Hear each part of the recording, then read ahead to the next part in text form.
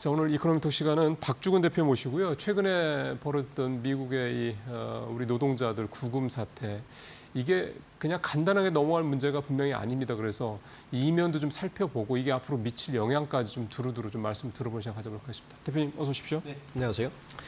일단 뭐 오늘 뭐 귀국한다는 얘기도 있고 한데 네. 사태는 어느 정도 이제 마무리다라고 봐야 될 것 같아서 네. 원인을 좀 여러 가지 얘기들이 자꾸 나와서요. 원인을 박 대표님 보시기에 어떻게 보시는지 분석을 좀 해봐야 될 것 같습니다. 한 줄로 요약하면 그 마가 세력, 예. 그 마가 프로파간다의 희생양으로 K 배터리가 찍힌 것이다. 이렇게 마가 프로젝트, 그러니까 조선업 마스가가 아니고 마가. 아, 이제 미국 제조업 재건의 트럼프의 가장 강력한 후원 세력인 마가들의 프로파간다의 희생양으로 K 배터리 조지아 공장이 샘플이 된 것이다. 이렇게 봐야 되는 것 같습니다. 어떤 의미냐면 잘 이해가 안 돼서요. 네. 지난번 그 이재명 대통령 방미 때 네. 방미 그 정상회담 몇 시간 전에 트위터를 세게 쏘았잖아요. 그렇죠. 그리고는 뭐 우리가 뭐 압수수색하고 있다 이런 얘기. 전략으로 요런 어떤 방식이 어떻게 보면 트럼프 정부의 전형적인 전략 협상 같아요. 사실은 이번에 그 조지아 공장에 신고를 한 사람은 조지아주 주의원 출신이었죠. 그렇다면서요? 굉장히 그분이 예. 마가 세력의 한 분이란 말이에요. 그러니까 트럼프는 이런 딜레마에 빠져 있는 것 같아요. 자기의 그 추종 세력, 그러니까 강력한 지지 세력인 마가 세력들에게도 눈치를 봐야 되고, 당연히 그렇죠. 그리고 미국의 제조업도 부활시켜야 되고, 이런 딜레마 속에서 그렇죠. 벌어진 일이다. 결론적으로는 그렇습니다. 왜냐하면 이게 물리적으로는 방법이 없는 거예요. 지금 이번에 구금된 분이 한국 분이 300분 정도 되잖아요. 그 중에 45명은 LG 에너솔루션 분들입니다. 이분들은 B1 비자를 받았어요. 그런데 나머지 250명이 누구냐면 HRGA 배터리 회사 관련 설비업체 사장입니다. 그러니까 공장을 지으려면 설비업체 가야 되는 거잖아요. 그런데 미국에서는 그 설비업체 전문가를 구할 수가 없기 때문에 한국에서 이분들 데리고 가야 되는데 이분들에게 B1 비자가 나오지가 않습니다. 그러면 대부분 관광 비자로 들어가서 일을 하다가 그러니까 에스타 비자, 그러니까 우리가 알고 있는 관광 비자인데 관광 비자는 확실하게 불법입니다. 그러니까 관광 비자는 미국에서 그렇죠. 일을 하면 안 돼요. 알바나 이런 거 절대 하면 안 됩니다. 이거는 불법이라서 추방은 당한 맞는데. 맞아요. 그러면 알면서 왜 그랬을까에 대한 문제 제기를 해야 되는 거죠. 당연하죠. 원래 취업 비자는 H1 비자가 있어요. 그렇죠. 우리가 흔히 잘 아는. 우리는 H1 비자가 있는데 이 B1 비자는 뭐냐면 일종의 이런 겁니다. 내가 미국에 세미나에 초청을 받았어요. 미국 대학교에 무슨 강의를 초청받았어요. 그러면 강의할 수 있는 거지 않습니까? 그때 주어지는 게 B1 비자예요. 가서 이제 그 일 때문에 그러면 우리가 강의를 되니까. 하고 세미나를 하면 강의료를 받잖아요. 그러니까. 요거는 이제 허용된단 말이에요. 그러니까 B1 비자는 그 정도까지의 허용입니다. 그러면 확실하게 전문직에서 허가를 받으려면 H1 비자를 받아야 되는데 이거는 미국의 토탈 총량이 있어요. 맞아요. 쿼터가 8만 5천 개 정도. 미국 전체 1년에 8만 5천 개인데 이걸 받을 수도 없고 또 하나 문제가 뭐냐면 현재 B1 비자도요. 그걸 신청하려면 평균 7개월 걸립니다. 아이고. 자, 그러면 이제 우리 입장에서 보면 공장 이게 이제 조지아 공장이 미국 그 LG 에너솔루션과 현대자동차 합작 공장인데 이거 내년에 준공을 시켜서 가동을 해야 되는 공장이에요. 그러니까요. 그래야 이제 미국의 조지아 공장에 지금 현대자동차가 여기서 몇 번 얘기했지만 전기차가 작년 상반기에 비해서 98% 줄었어요, 수출량이. 다 어디에 만드느냐? 미국에서 만듭니다. 그런 거죠. 그러면 LG 엔솔과 조지아 공장 배터리 합작위에서 만든 배터리 거기 들어가 있단 말이에요. 그렇죠. 그런데 우리가 설비나 뭐 급박하게 항상 비즈니스 이루어지잖아요. 7개월 기다려서 그 사람들이 엔진을 보낼 수가 없는 상황이지 않습니까? 이게 구조적으로 문제가 있었군요. 자, 그러면 이렇게 반대로 물어봐야 되는 거예요. 미국에서 이 상황을 모를 것이냐? 당연히 압니다. 그럼 모를 리가 없죠. 당연히 알죠. 또 그런 사항들을 충분히 인지하고도 있고요. 그러니까요. 그러면 왜 그렇게 급습했느냐? 무지막지하게. 그 되게 눈에 보이는 쇠사설에 처음에 막 헬리콥터에부터 뭐 장갑차까지 동원해서 이게 이제 제가 초대 말씀드린 마가 세력의 프로파간다의 희생양이 필요했던 것이다. 사건의 기원은 그런 것 같습니다.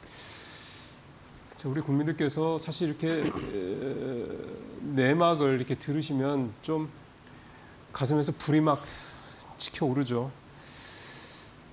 근데 이제 중요한 거는 이게 이제 마가라는 어떤 그런 세력의 프로파간다라는 말씀이다면 사실 우리가 거기 가서 그렇게 공장을 짓게 된 게 바이든 정부 때 투루라고 그래서 뭐 네, 사실 우리가 간 거잖아요. 그리고 지금의 또 예를 들어서 마스가가 됐든 이제 이제 마누가라는 표현을 쓰더군요. 원전 또 협력 같은 거. 이런 게 제조업 협력들이 앞으로 확장이 될 게 미국의 필요를 위해서 너무 거죠. 분명한데 그것도 사실 미국의 필요가 컸고 우리도 물론 뭐 전략적인 목적이 없는 건 아닙니다만 미국 입장, 그 트럼프 대통령 입장을 보면 초반에 그 얘기 나왔을 때 잘 문제 없을 것이다 이런 식으로 그냥 약간 애매모호한 듯한 뭐 얘기를 했고 우리 정부는 또 이재명 대통령이 직접 굉장히 좀 불행한 사태라고 얘기를 하고 그다음에 이게 뭐가 문제가 있다, 부당하다라고 얘기를 했고 재발 방지도 얘기를 했고 이런 식으로 얘기가 좀 됐단 말이에요. 양국 정부의 입장도 좀 우리는 좀 강경한 입장인 듯한 굉장히 완곡하지만 미국 그 트럼프 대통령 정부는 조금 애매한 입장 이런 것 같습니다. 트럼프의 발언의 추이를 보면 굉장히 확연하게 느껴집니다. 트럼프가 뭐라 그랬냐면은 제일 처음에는 미국의 이민국에서 해야 될 일을 했다라고 첫 일성이 그였습니다. 그러니까 미국 이민 당국이 할 일을 한 것이다. 이게 첫 번째 발언이었어요. 그 다음에 어떤 발언을 했냐면은 7일 오후에 미국 근로자들을 교육할 전문가들을 데려올 방법을 찾고 싶다라고 7일 오후에 맞아요. 그리고 8일 날 외신을 보면 뭐라고 이제 트럼프가 또 한번 뭐라고 그랬냐면은 US 오픈 관람 후에 이런 이야기를 했습니다.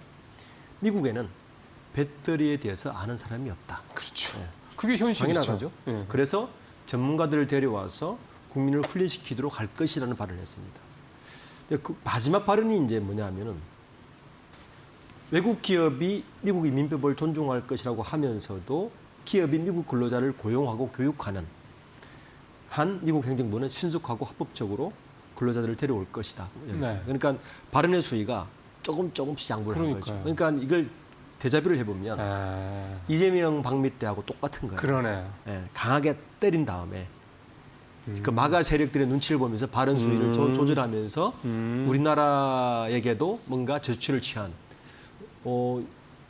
저는 향후에도 미국을 대하는 전략은 이걸 꼭 염두에 두고 해야 될 것 같아요. 그들의 전략은 뭐 트럼프에는 결국에는 마가 자기의 추종 세력을 무시할 수는 없는 거고. 그럼요. 이 부분을 어떻게 적당하게 조율할 것인가. 근데 문제는 뭐냐면 제가 생각하는 문제는 지금 우리나라가 한미 FTA 체결돼 있지 않습니까? 지금 한미 FTA 체결된 국가 중에서 이 전문직 비자에 대해서 비교를 해보면 우리나라 정부가 얼마나 안일했는지를 좀 알 수가 있어요. 우선 캐나다와 멕시코는 무제한입니다. 그건 85,000개 안 들어갑니다. 무제한입니다. 호주는 쿼터를 1,500개를 5,000개를 받아냈어요. 15,000개를? 15,000개를. 호주가 미국에 뭐 싱가포르도 우리보다 인구 훨씬 적지 않습니까? 훨씬 적죠. 5,400개를 받아냈습니다. 그러니까 우리는 그 칠레조차도 1,400개를 가지고 있어요. 쿼터를. 그러니까 우리는 한미 FTA 협상 때 이걸 아예 언급도 안 했습니다. 자, 그러면 미시간 그 바이든 정부 때 그렇게 투자를 요청했으면 저는 외교부나 정부에서 강력하게 최소한 호주 이상은 받아내야 된다. 그렇죠. 쿼터제를. H1 비자를. 지금 왜냐하면 지금 배터리 공장만 보자고요. 미국에 짓고 있는 지었거나 짓고 있는 배터리 공장이 LG 에너솔루션이 10개입니다. LG 에너솔루션이 10개입니다. 그리고 지금 화면에 나오네요. LG 에너솔루션을 보면 LG 에너솔루션은 혼다, 현대차, 스텔란티스, GM 4개 사업 합작 공장만 해도 7개죠. 그리고 단독 공장이 3개입니다. 3개고. 그 중에 보시면 지금 생산하고 있는 곳은 몬타리오 테네시 공장, 그리고 미치간 홀랜드 공장 2개 정도고 나머지는 지금 짓고 있다는 얘기잖아요. 지금 어떻게 할 거냐는 거죠. 지금 뭐 4개인가가 지금 가동 중단됐다, 공장 작업 중단됐다는 얘기 나오는데. 그리고 SK 온도. 온 경우에도 지금 공장이 몇 개냐 하면은 7개죠. 6개죠. 6개입니다. 6개입니다. 6개. 포드 합작 공장이 3개고 현대차 합작 공장이 조지아에 하나 짓고 있고요. 그리고 단독 공장이 조지아에 또 2개가 더 있습니다. 지금 저것도 일단 가동은 하고 있는 것도 있고 아직 뭐 진행 중인 거 있고요. 하나 중단됐다는 얘기도 나오더라고요. 예. 그러니까 이번에 문제가 된 조지아에만 3개가 있다는 얘기네요. 예. 그러니까 절반이. 조지아는요. 조지아주는 사실 한국에 되게 감사해야 돼요. 그러니까요. 현대차 공장이 있죠. 배터리 공장이 6개나 있죠. 그런데도 불구하고 사실은 그 고발한 사람을 보면 저는 이해를 못 하겠고 삼성도 지금 한 3개를 가지고 있지 않습니까? 예. 자, 이런 상황에서 지금은 철수도 못 합니다. 그러면 못 하죠. 예. 그리고 이제 2차 전지 좀 이따 말씀을 드리겠지만 2차 전지 진짜 시장을 보면 지금 올 7월 달까지 2차 전지의 어떤 매출 상승률은 35%나 돼요. 우리가 지금 뭐 2차 전지가 캐즘이다 어쨌든 하지만 그러니까 계속 하여간 시장은 계속 성장하고 있습니다. 있다. 그거는 명확한 거다. 그런데 마켓 쉐어를 보면 국내 3사의 토탈 마켓 쉐어가 20%가 안 됩니다. 18.5% 정도. 그러니까 지금은 사실 중국이죠. 중국이 80%를 다 그런 가지고 거죠. 있어요. 지금은. 예. 자, 그러면 우리에게 돌파구는 뭐냐면 결국에는 미국 시장과 유럽 시장이 말이에요. 네. 지난주에 LG에너솔루션이 벤처하고 네. 15조짜리 계약을 맞아요. 했습니다. 이게 어떤 계약이냐면 온통형 배터리입니다. 예, 4,6짜리. 예. 그러니까 우리가 지난해 기억하시겠지만 벤처가 전기차 화재를 발생했잖아요. 예, 인천에서. 중국산 배터리를 맞아요. 그 파라시스였나요? 예. 거기였죠. 네. 결국에는 벤처가 포기를 한 거죠. 그렇죠. 포기를 하고 벤처 정도의 고가차에 충분히 고사양의 한국 배터리가 들어가도 된다는 판단을 했던 것이고 최근에 또 고무적인 것은 중국 자동차에서도 LG엔솔과 예. 계약을 좀 했습니다. 예, 그렇더라고요. 결국에는 뭐냐면 삼성 SDI도 온통형 배터리를 생산하고 있고 네, 네, 네. 그러니까 온통형 배터리는 결국에는 유럽 시장과 미국 시장 먹힐 겁니다. 예. 그리고 지금 마켓쉐어가 뭐 8대 2 정도 되지만 그 80%의 마켓쉐어는 대부분 중국 내수 시장에 굉장히 많이 사실은 그렇죠. 차지하고 예, 있고요. 예, 예. 유럽의 일부 시장을 가지고 있는 건데 이런 상황에서 이번 사태는 자칫 지금 이제 공장 일정을 보시면 알겠지만 저게 지연이 되면. 예, 재현이 되면 만약에 시장이 회복되더라도 시장 회복성에 굉장히 문제가 생길 수 있다. 그렇죠. 그렇게 봐야 우리가 됩니다. 생각했던 것보다. 예를 들어 지금 대표적으로 말씀하신 큰 두 시장이 배터리 시장이 미국하고 유럽인데 네. 지금 미국 같은 경우 말씀하신 대로 8대 2 상황이다. 사실 그동안에는 싼 중국산 배터리를 쓸 수밖에 없었던 거 미국도. 근데 이제 지금 정권 자체가 계속 중국산 제품을 줄이는 쪽으로 가고 있으니까 그렇죠. 비는 공간을 뭐 우리밖에 거기다 넣을 데가 대안이 없잖아요. 없죠. 대안이 네. 없으니까 우리가 이제 해야 되는 건데 말씀하신 대로라면 그 어떤 방향대로 쭉 가는 상황에서 공장 때문에 완공이 지연이 된다고 그러면 우리가 이제 그 굉장히 중요한 포인트를 놓칠 수 있다. 그나마 다행스러운 건 이제 네. 오늘 비행기가 가서 내일로 들어온다는 거 들어오죠. 아닙니까? 보잉 747 한 대를 보내서 3명을 다 데리고 온다는데 지금 그나마 대통령실이 외교부하고 빨리 움직인 것 중에 하나가 맞아요. 원래는 사실은 원칙대로 하면 추방입니다. 그 계속 걔네들은 네. 조지아 주지사도 그렇고 걔네들은 계속 추방이라는 표현을 쓰더라고요. 그 B1 비자를 빼고 에스타 비자를 갖고 간 사람은 원칙적으로 하면 추방이 사실은 맞거든요. 맞아요. 왜냐하면 네네. 돈을 벌었기 때문에. 네네. 거의 뭐 한국 회사 돈을 받았고 어쨌든 돈을 네. 벌었기 때문에 미국에서.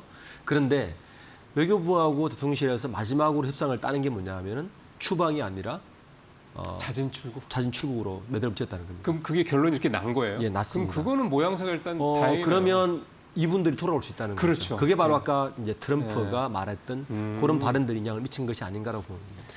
그러니까 사실은 그런 거예요. 지난번에 그 한미 협상 때도 이 조선업 얘기를 가지고 우리가 얘기했던 게 사실은 급한 건 미국이지 우리가 아니다라는 네. 거였단 말이에요. 근데 이번에도 사실 국민들께서도 굉장히 기분이 나빴던 불쾌했던 것 중에 하나가 아니 쥐들이 필요해서 우리를 불러다 놓고 이게 무슨 손님 대접을 이따구로 하냐 이런 거였지 않습니까? 네.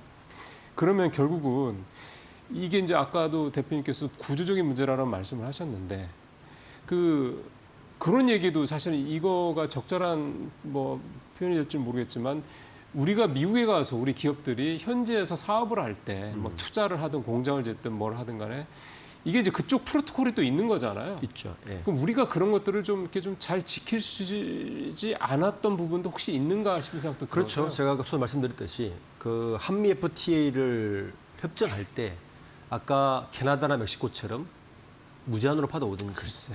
호주처럼 아예 대량의 쿼트를 받아오든지 해야 되는데 예. 이 부분은 분명히 우리 정부와 외교부의 저는 실책이라고 봅니다. 그러게요. 그리고 사실은 바이든 정부도 듣기는 있었어요.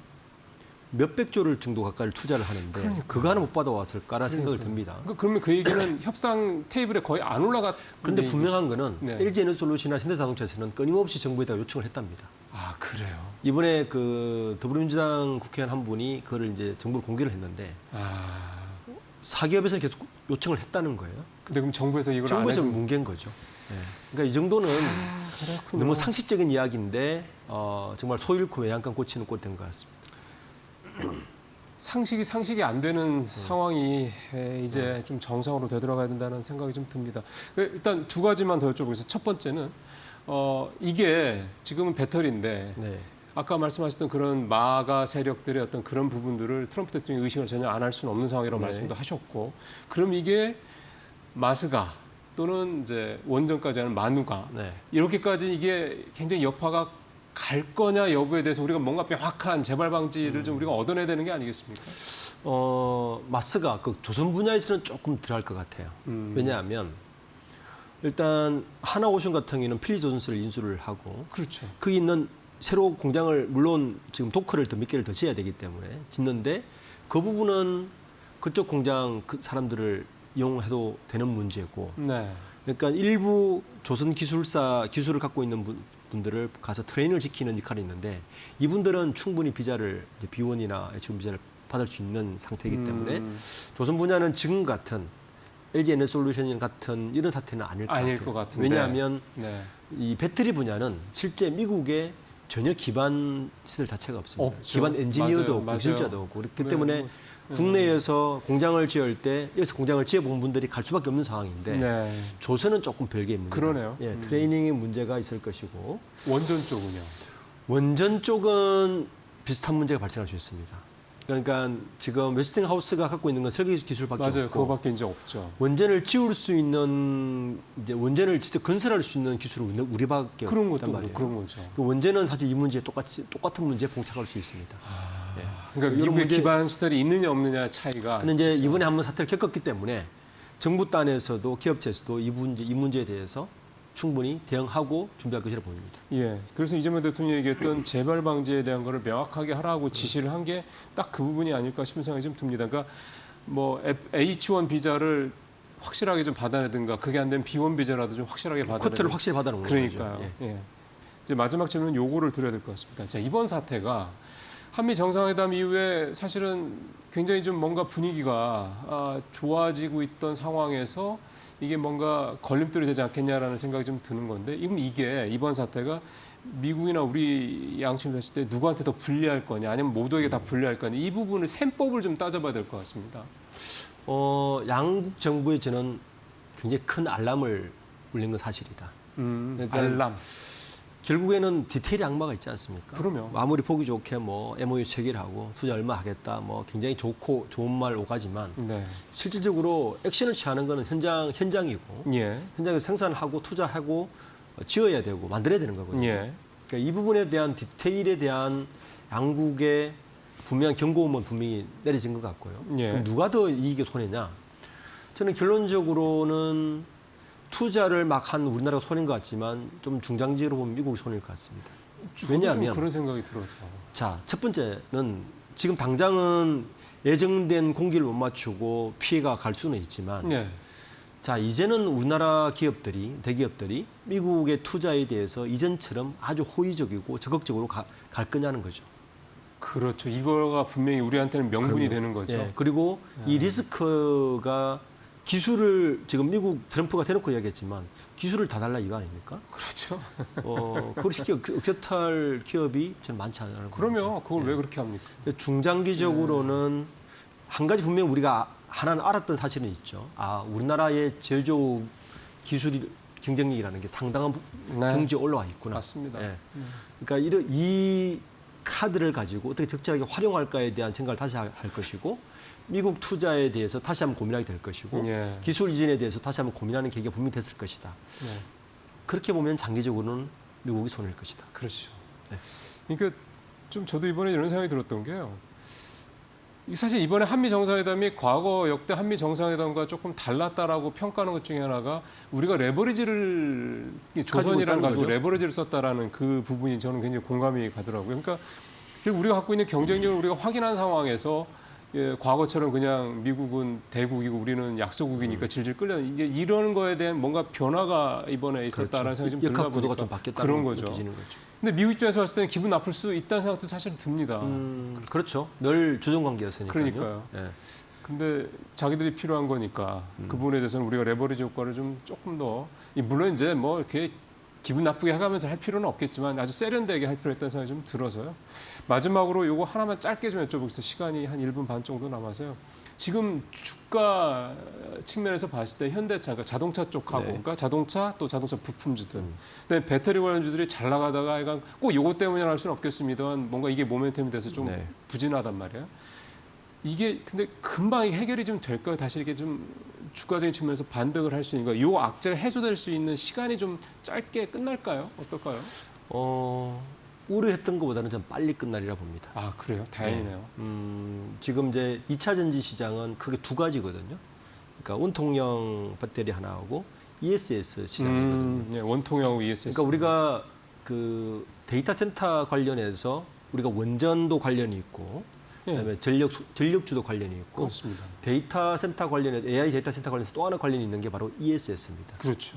그러니까 아무리 좋은 전력을 깔아도 순간 나가버리면 보조 전력 장치가 다 ESS입니다. 그렇죠. 그래서 아마 국내 배터리 3사는 ESS 시장을 굉장히 적극적으로 두드릴 것이고, 현재 공장에도 그 관련된 설비를 깔고 있습니다. 그렇죠. 그러니까 2차 전지주는 좀 그렇게 온통형하고 하이테크하고 ESS 시장을 좀 같이 눈여겨봐야 되고, 자동차 시장은 이번 사태와는 아주 크게 영향을 없을 겁니다.